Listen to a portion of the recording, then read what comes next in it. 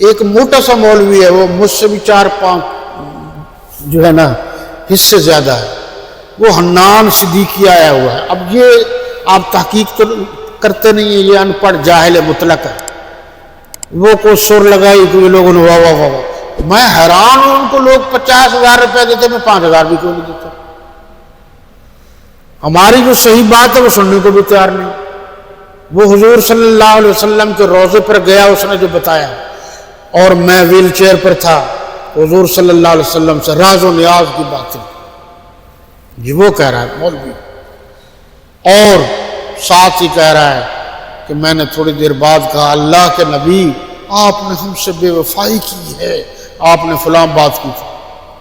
اللہ کے نبی بے وفائی کرتے جو قیامت کے دن بھی بے وفائی نہیں کریں گے اور اپنی امت کی شفاعت کریں گے؟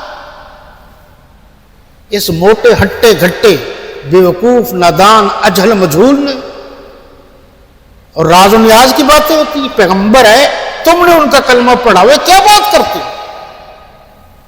جاہلانہ بات کرتے ہو۔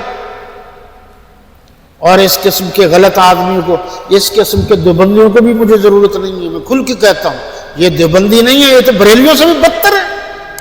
ہمارا ایک نام ہوتا تھا، اب جو گھر میں آئے اور دور سے آئے ادھر دیکھو اور یہ اٹھ کے رافضیوں کو جپیاں ڈالیں، میں اس کو مانوں یا اپنے قائد مولانا حق نواز جھنگوی شہید کی بات کو مانوں؟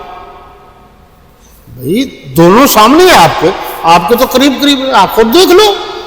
اس لیے حنان صدیقی بھی آخری درجے کا بے وقوف مولوی ہے، اجل ہے، جاہل ہے، بچو ان سے، وہ کسی سے پوچھ بھی لیا کرو کہ یہ کہاں کا فارغ ہے۔